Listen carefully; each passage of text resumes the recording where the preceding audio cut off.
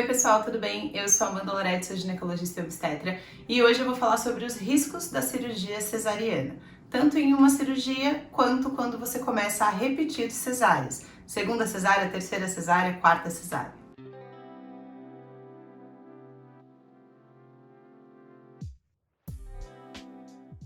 Já deixa um like aqui no vídeo, se você não é inscrito no canal, já se inscreva que você sempre fica sabendo dos vídeos novos e me ajuda também a crescer e levar essas informações para mais pessoas. Se quiserem, me sigam nas redes sociais que eu tô sempre falando sobre assuntos da saúde da mulher também, todos os dias por lá. O Brasil é o país da cesárea. Vocês sabiam que nós temos uma das maiores taxas de cesarianas do mundo? E isso é majoritariamente responsabilidade do sistema de medicina do convênio e privada.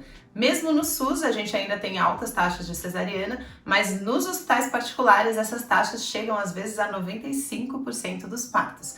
Sendo que a Organização Mundial de Saúde coloca que a taxa ideal de cesariana, segundo o que realmente seria necessário de realizar cesarianas por uma questão de segurança, é de 15%. Então imagina 15% versus 95% que acontecem em vários hospitais particulares do Brasil. Mas eu tô falando aqui de São Paulo particularmente, né? Mas várias outras cidades têm esse mesmo perfil. E apesar da cesariana ser uma cirurgia extremamente importante, que salva vidas e que é uma possibilidade frente a qualquer mulher grávida, porque na verdade até o momento que o parto normal realmente aconteceu, não tem como a gente saber se, né, pode ser que até o último momento aconteça alguma coisa que indique uma cesariana com real necessidade.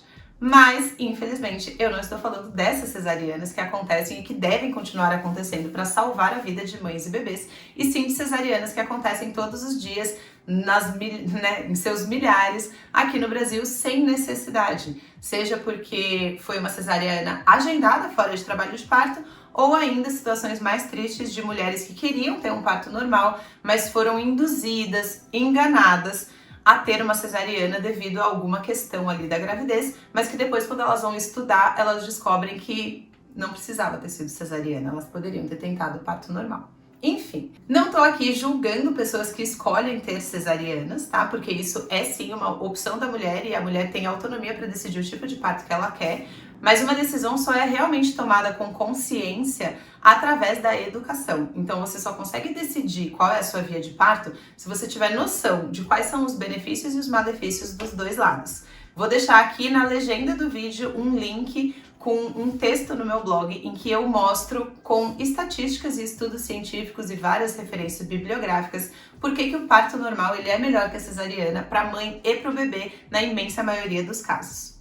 Então, se vocês quiserem saber mais sobre isso, assistam aqui. Mas nesse vídeo eu vou trazer um lado mais sombrio da cesariana, que muitas vezes não é orientado para essa mulher quando ela tá lá na primeira gravidez decidindo se ela quer um parto normal ou uma cesariana, que é os riscos cirúrgicos da cesariana nessa primeira ocasião e mais ainda os riscos cirúrgicos para as gestações futuras ou os riscos de cesarianas repetidas. A cesariana, apesar de que na maioria dos casos vai dar tudo certo e não vai ter nenhuma consequência negativa, ela ainda assim é uma cirurgia de grande porte, que abre a barriga da mulher, expõe o útero e expõe outros órgãos ali perto do útero. Então, assim como todas as cirurgias, ela tem um risco de sangramento, que é hemorragia, ela tem risco de infecção e, na verdade, a infecção pós-parto não é uma coisa muito rara, né? Infecção de sítio cirúrgico, que é quando a sua cicatriz da cesárea infecta e depois precisa tomar antibiótico. Às vezes até precisa fazer um procedimento para tirar o pus que ficou aqui. Mas na maioria dos casos isso não acontece, assim como todas as possíveis complicações que eu vou falar aqui, na maioria dos casos não acontece. Mas se você está tomando a decisão consciente de passar por uma cirurgia, é importante que você saiba dos possíveis riscos que ela apresenta. Quando a gente vai fazer uma cesariana, a gente abre a pele, o tecido subcutâneo, a fáscia, o músculo, o peritônio e chega na cavidade abdominal. O útero gravídico, que é o útero com o bebê grande dentro, ele tá cobrindo toda a parede anterior. Mas tem uma coisa que tá na frente desse útero, que é a bexiga. A bexiga da mulher, ela fica inserida na frente do útero, na região um pouquinho mais para baixo. Mas o corte que a gente faz no útero para abrir o útero e tirar o bebê também é bem na parte de baixo do útero. Então a gente precisa, numa cesárea, abrir o tecido que separa a bexiga do útero e empurrar essa bexiga para baixo para conseguir ter acesso à área do útero que a gente faz o corte para tirar o bebê. Então, uma das possíveis complicações, que também não é muito rara de cesariana, é lesão de bexiga. Porque pode ser que nesse momento de você mexer com essa bexiga, abaixar ela para baixo, pode acabar acontecendo algum corte, alguma coisa, que vá prejudicar a bexiga, fazendo com que você tenha que ter pontos na bexiga, enfim, às vezes até tem que chamar os cirurgiões que operam a bexiga para resolver o problema quando acontece alguma intercorrência. Isso é muito mais comum quando não é a sua primeira cesárea, e sim a sua segunda, terceira ou quarta cesárea. Daí, lesão de bexiga se torna algo muito mais corriqueiro. Na primeira é um pouco mais raro, mas ainda assim é uma possível complicação. Assim como lesão de outros órgãos, né? Então, quando a gente abre e faz uma cesárea, a gente vê o fígado, vê o intestino grosso, vê os ovários, as tubas, enfim. Então, o mais comum é que a gente só consiga fazer o que a gente faz ali da cesárea, feche e não aconteça nada. Mas, principalmente quando a gente fala de cesarianas repetidas, de uma barriga que já teve uma infecção prévia, tipo um apêndice supurado anterior, ou uma infecção por clamídia, sei lá, que grudou tudo, tem muitas aderências pélvicas, isso aumenta o risco de lesão de outros órgãos, sendo que depois da bexiga, a lesão que mais comumente pode acontecer é lesão de intestino, que daí é uma coisa mais grave, que também precisa às vezes até tirar um pedacinho do intestino. Isso já é uma coisa bem mais rara na cesárea, mas ainda assim é um dos possíveis riscos cirúrgicos. A cesariana, ela é realizada sob anestesia, obviamente, né? Você precisa estar anestesiada. Essa anestesia geralmente é uma raquianestesia, que é aquela anestesia que dá nas costas. E, mais uma vez, na imensa maioria dos casos, você não tem nenhuma reação à anestesia. Mas esse é um risco a mais, já que toda anestesia de cirurgia, né? Quando você vai fazer uma cirurgia, precisa da anestesia. Toda anestesia tem os seus próprios riscos. Desde alergia a medicamentos que você nunca foi exposto, até cefaleia pós-RAC, que é uma dor de cabeça após a realização da RAC, até umas coisas bem mais graves, mas também muito mais raras, que eu nem vou citar aqui. Quando você faz uma cesárea, você tem mais risco de hemorragia pós-parto do que quando você tem um parto normal, porque o que causa a não ocorrência de uma hemorragia, o que faz com que o sangramento pós-parto seja normal e não aumentado, é em grande parte a contração do músculo uterino. Então pensa que você tem um útero grandão, quando o nenê sai, esse útero, que é um músculo, ele vai contraindo e diminuindo de tamanho, muito nos primeiros minutos após o parto, mas ele também continua diminuindo de tamanho aí nas próximas semanas após o parto. E essa contração uterina, essa diminuição de tamanho, vai fechando alguns vasos sanguíneos que estão sangrando ali no lugar onde a placenta saiu.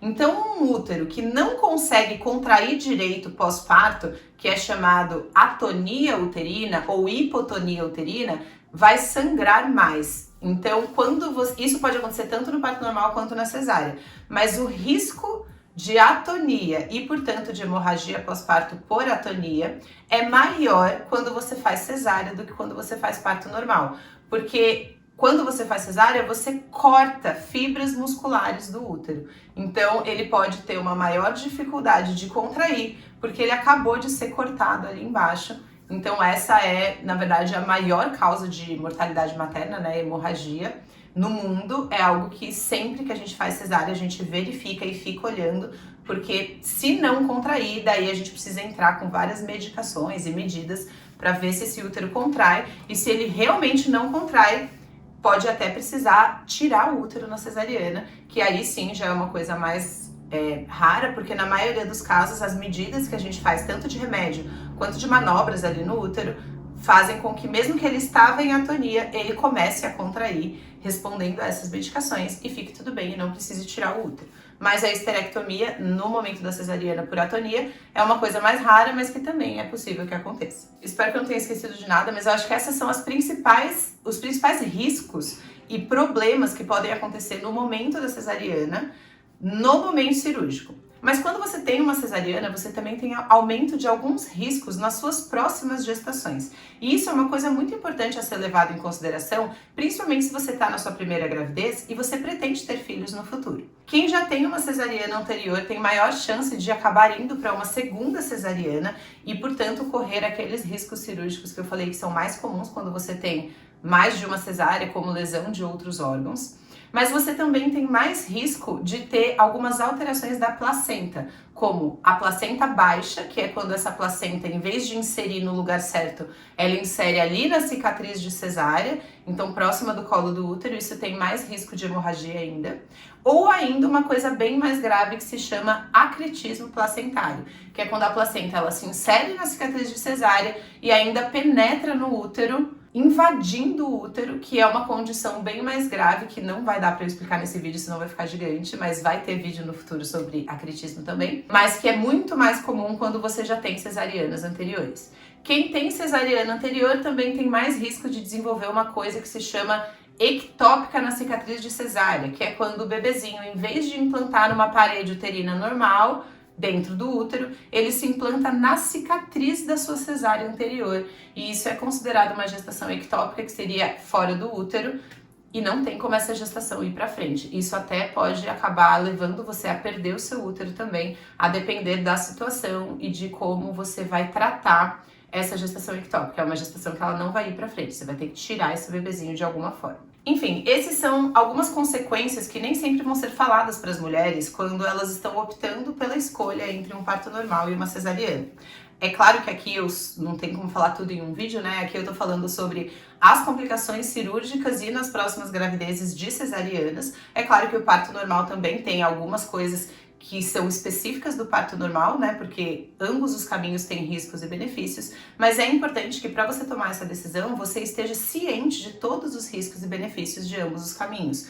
Porque o que acontece na vida real é uma normalização da realização de cesárea, como se fosse uma coisa extremamente banal e que com certeza vai dar certo e que não tem consequência nenhuma, é simplesmente uma coisa mais prática e sem dor. O que por si só, nem falei disso ainda, né?